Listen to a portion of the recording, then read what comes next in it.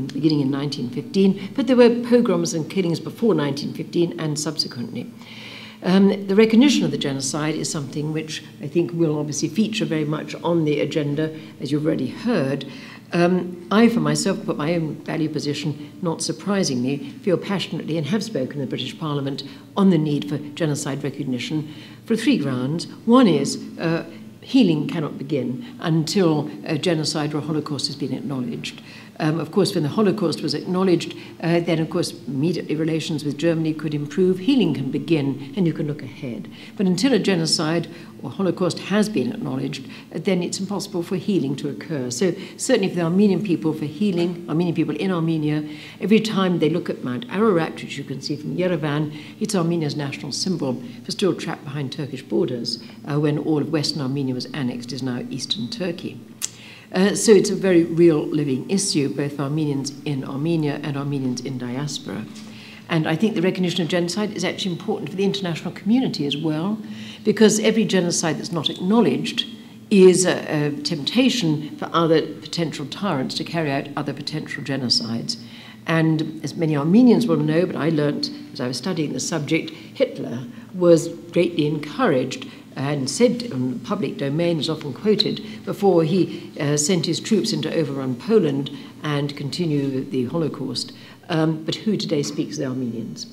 So that was one, if you like, forgotten genocide, which he was able to take comfort from because he felt he could get away with impunity with carrying on his horrendous, murderous policies as he swept into Poland. So genocide recognition is important from the point of view of deterring other perpetrators of genocides. And thirdly, I think for Turkey itself. I was in Turkey some years back and on a professional visit in my nursing capacity, and so many of the young professionals whom I met in Turkey knew perfectly well about the genocide, and many of them actually said to me, you know, we wish our government would acknowledge it. We know we're living a lie. We know we're feeling schizophrenic because our government won't acknowledge what we knew happened. So I think if you're discussing this whole issue in the European context, those are my arguments for the importance of the recognition of genocide. You might just find them helpful.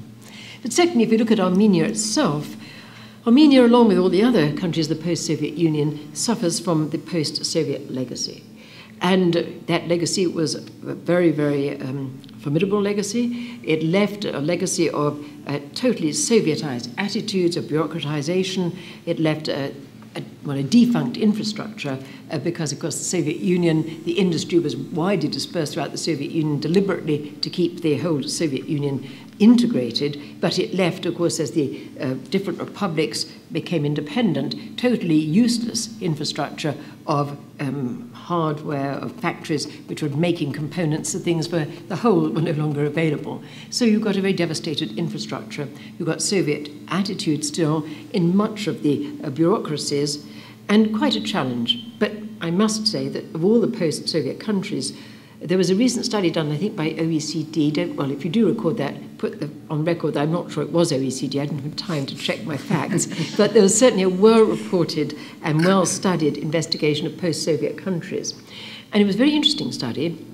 It looked at, for example, the proportion of openness in the post-Soviet societies in terms of the freedom to criticize, freedom of press, and what we generally regard as an open society, and the proportion of citizens who claimed in the public they were not satisfied with their civil society and with their democratic structures. And Armenia scored highest on both, which actually fits together very well. If you're an open society, so you can be critical. And a critical society is a democratic society. So you may find, and you will find in Armenia, a lot of causes of concern on democracy and on civil society, and there's a validity to some of those causes of concern. But it's also an open society where people can raise those criticisms and publish them and speak about them quite openly, which is the highest indicator of all the other post-Soviet republics. So I think that's important criterion, if you like, of Armenia in its development as a democracy and a civil society. But Armenia does need help with good governance, and that's one of the areas, again, where perhaps the European Union might enhance its contribution in terms of funding and support for Armenia as it develops into the role of increasingly a democracy which will meet the criteria for accession to the EU if that is what Armenia wishes and if and when that seems appropriate. But help needed, but that's not unique to Armenia. It's very much part of the whole post-Soviet legacy. Another aspect of the problems currently affecting Armenia was the devastating earthquake, 1988, I think it was, wasn't it? December 88, one of the worst earthquakes in human history to hit an urban area. There was 25,000 killed, I seem to remember, I'm talking off the top of my head, but a horrendous death toll, a horrendous injury toll, and a horrendous destruction of buildings, infrastructure in a very heavily populated part of Armenia. That left clearly a humanitarian legacy, and that brings on, what we'll come back to in a moment, I would hope, increasing support in the EU for continuing and enhancing humanitarian aid for Armenia as it struggles with post-Soviet legacy and the devastating earthquake. And again, the economic problems confronted by Armenia are not helped by the currently illegal blockade undertaken by Turkey and Azerbaijan. I think that's the last remaining illegal blockade in Europe, and it's one that certainly, I think, every pressure must be brought to bear in the EU to put pressure on Turkey and Azerbaijan to stop that blockade. It's an illegal blockade.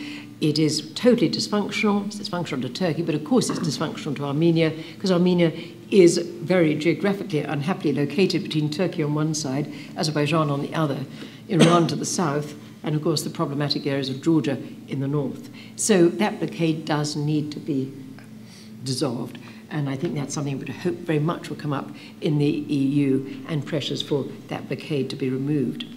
Very briefly, moving on to the Karabakh conflict, was one of the justifications, if you can call it that, for that blockade, for the unresolved issues with regard to the conflict in Nagorno-Karabakh.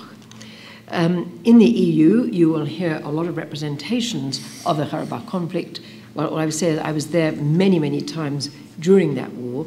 Very briefly, the Karabakh conflict erupted because and if anyone's interested, this book is actually available online. It's a book which I wrote with a colleague, having been in Nagorno-Karabakh at the height of that conflict, indeed throughout that war, and the documentation is in this book, and it's been well and truly validated by historians. But that conflict erupted because Karabakh, a little oblast in the Soviet days, Stalin had a nasty habit of his salami tactics, cutting people off and putting them in alien context, cutting them off their roots, cut off part of eastern Armenia, put it as this isolated enclave inside Azerbaijan.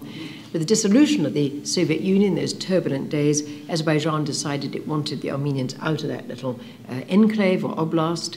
Just 150,000 Armenians lived there. They didn't want to go. They'd already lost all Western Armenia, so they resisted. Impossible odds, 150,000 Armenians against 7 million strong Azerbaijan. In the early days, I was there, only hunting rifles against tanks, an impossible war, an impossible conflict. Azerbaijan carried out severe war crimes. It carried out the shooting of Grad missiles on civilian populations. Grad is a multiple missile rocket launcher, fires 40 missiles in every volley. It's anti-cruise, its weapon of indiscriminate destruction, should never be used on civilian populations. I was in Stepanakert, used to count 400 Grad every day pounding in on that little city. Azerbaijan also used flechettes, which again was a war crime, that they're these horrible little bullets that go into arrow shape that go through your tissues and embed in your tissues, in soft tissues, lungs and liver, cannot be extracted, they rust, and they're a form of death. They also use cluster bombs against civilian populations. So Azerbaijan really carried out a brutal war. The Armenians only survived with incredible heroism and sacrifice. And eventually a ceasefire was signed in '94.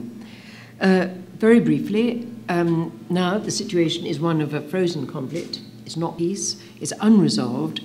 And this, I think and hope, people in the European Parliament will really recognise the right of people of Karabakh to self-determination. Having suffered what they had at the hands of Azerbaijan, Kosovo has been recognised. The Armenians in Karabakh had at least as horrendous attempt to obliterate them, to carry out genocide in Karabakh as any other population has had.